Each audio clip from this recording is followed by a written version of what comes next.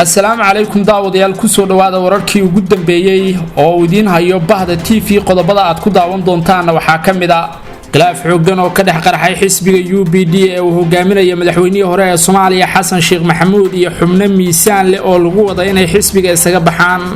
al-shabaab oo ku goodiyay inay joojinayaan duulimaadyada u kala goosho gobolada Soomaaliya haddii aanay bixin shirkadaha diyaaraduhu lacag dheeri ah oo ay ku soo rogeen dawladda Kenya oo duqeyn dad rayid ay ku dhinteen ka geysatay gobolka Gedo iyo ciidanka dawladda ee ku sugan gobolkaasi oo ka carooday dhacdada ay ku kaceen diyaaradaha dagaalka ee Kenya ra'iisul wasaaraha Soomaaliya Maxamed Xuseen Rooble oo gaaray magaalada Jowhar ee xarunta maamulka Hirshabeelle oo si xooggan u saameeyay fatahaad uu sameeyay webiga Shabeelle iyo qaramada midoobay oo joojinayso codka ay Soomaaliya ku leedahay golaha amniga dhexdiisa kadib markii ay dawladda federaalku bixi weyday lacag qaaraan oo looga baahnaa qodobada ay kuwa kale aad ku daawan doontaan u diyaar garooba wararkeena oo dhameystiran isku soo noqod haboon daawadayaal waxa aad ku soo dhawaataan wararka BahdaTv oo dhameystiran fadlan si ay mar walba ku soo gaaraan wararkeena rukumo oo subscribe saar channelkan aan ku bilaabo sidoo hordhaca wararkeena ardin kugu sheegay baa khilaaf xooggan ayaa ka dhex qarxay xisbiga UPD ee uu hogaaminayo madaxweynihii hore ee Soomaaliya Xasan Sheekh Maxamuud waxaana shir maalmihii ugu dambeeyay u socday mas'uuliyiinta iyo xubnaha miisaanka ku dhexleh xisbiga lagaga hadlayay sidii loo damin lahaa khilaafkaasi iyada oo la isku haysto saami qaybsiga xisbiga iyo sida loo dhisi karo mar kale musharaxa xisbiga oo ah madaxweynihii hore ee Soomaaliya Xasan Sheekh Maxamuud oo mar kale doonayay inuu ku guuleysto xilka madaxtinimada ee Soomaaliya khilaafka ayaa ka dhashay xubno miisaan ku dhexleh xisbiga oo ballanka bax lagu eedeynayo in ay sameeyeen doorashadii Soomaaliya ka dhacday 2017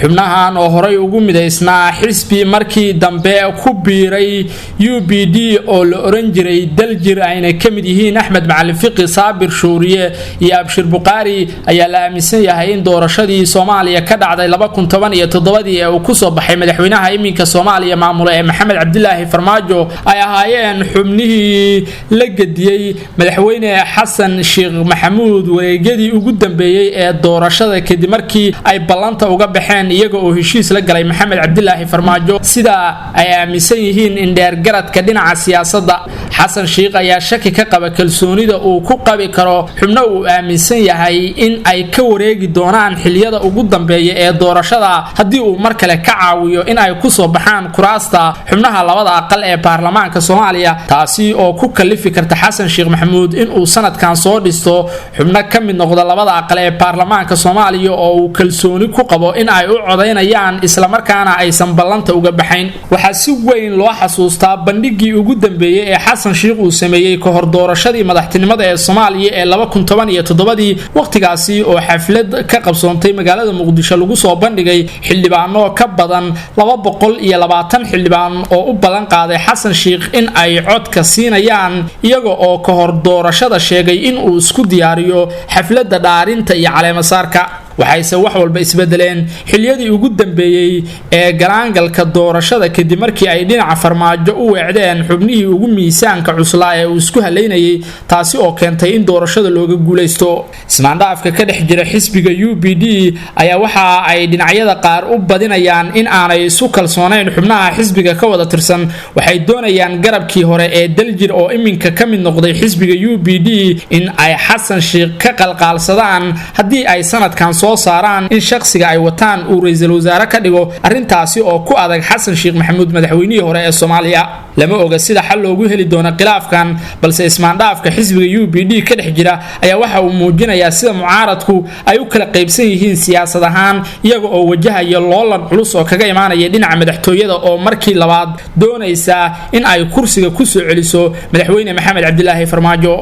ururka al-shabaab ayaa ku goodiyay inay joojin doonaan diyaaradaha u kala goosho gobolada Soomaaliya haddii aanay mulkiilayaasha shirkadaha diyaaraduhu bixin lacagaha ay al-shabaab ka doonayaan. al-shabaab ayaa u yeeray dhammaan shirkadaha duulimaadyada ee gudaha Soomaaliya ka shaqeeya waxayna amar ku siiyeen in shirkad walba ay bishii bixiso lacag dhan $4,000 Mareykanka ah. 14 shirkadood ayaa gudaha Soomaaliya ka shaqeeya waxaana tagay kulanka ay al-shabaab ugu yeereen 7 shirkadood iyadoo oo ay 7 shirkadood oo kale kulanka ka baaqsadeen. shirkadaha kulanka ay al-shabaab ugu yeereen tagay ayaa waxa ay sheegeen in ay arintaasi dib isugu laabanayaan oo ay ka soo wada xaajoonayaan sida ay u bixin karaan dhaqaalaha ay al-shabaab ku soo rogeen. waxayse goobta qaar kamid ah wakiilada ka socday shirkadaha diyaaradaha ee gudaha Soomaaliya ka shaqeeya ay ka sheegeen in lacagta ay al-shabaab ku soo rogeen ay tahay mid aad u fara badan oo aysan xamili karin. waxay ganacsatadu sheegeen in lacagtaasi aan loo dul qaadan karin loona baahan yahay in hoos loo dhigo.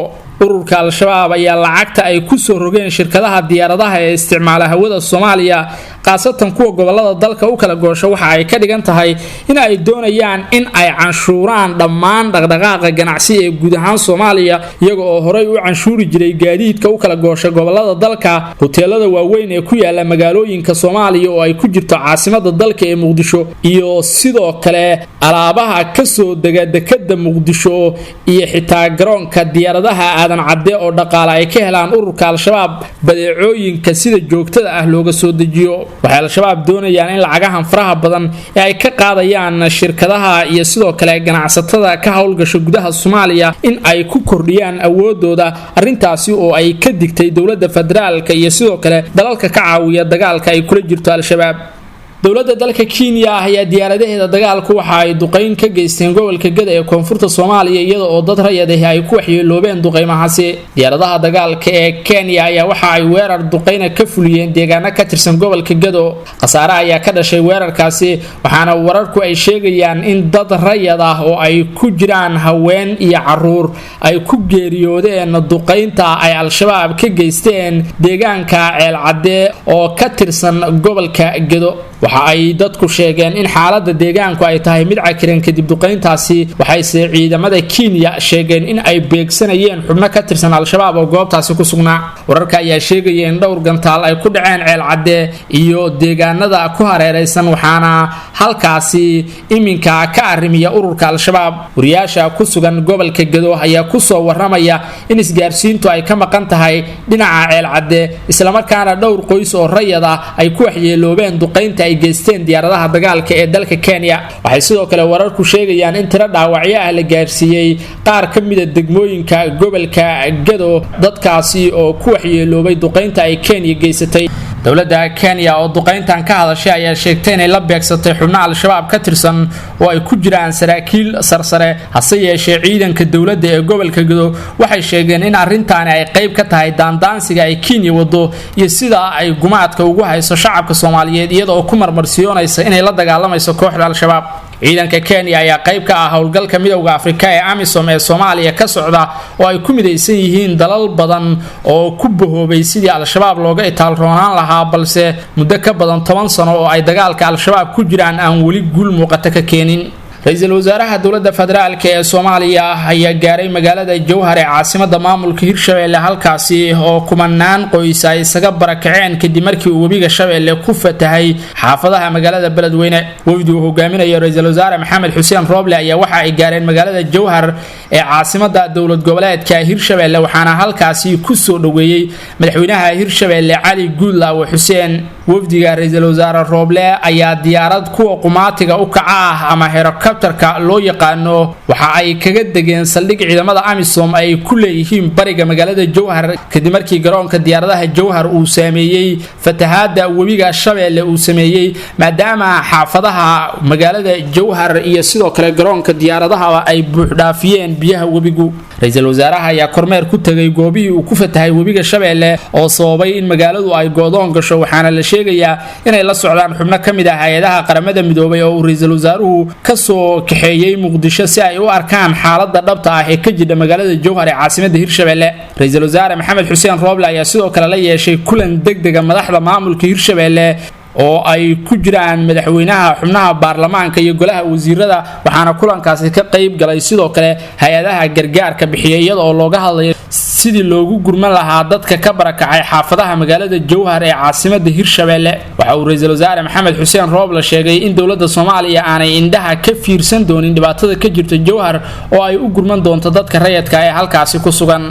qaramada midoobay ayaa ku goodisay inay joojinayso codka ay Soomaaliya ku leedahay golaha ammaanka dhexdiisa kadib markii ay Soomaaliya ku guuldareysatay inay bixiso qaranka looga baahan yahay. dawladda Soomaaliya ayaa qarka u saaran inay weyso fadhiyada soo socda ee qaramada midoobay iyo in aanay wax cod ah ku yeelan fadhiyada golaha loo dhayahay ee qaramada midoobay maadaama ay bixin weysay lacagihii deynta ah ee uu ku lahaa goluhu Soomaaliya. sidoo kale waxaa jira dawlado kale oo la mid ah Soomaaliya kuwaasi oo kala ah Iiraan iyo Jamhuuriyadda Afrikada Dhexe iyo Jasiiradda Comoros oo iyaguna aan wax cod ku yeelan doonin fadhiyada golaha ammaanka ee qaramada midoobay oo uu ugu soo horeeyo fadhiga bisha September ee sanadkan 2021. dawladahan qaarkood ayaa lacagihii lagu lahaa ay dhaafeen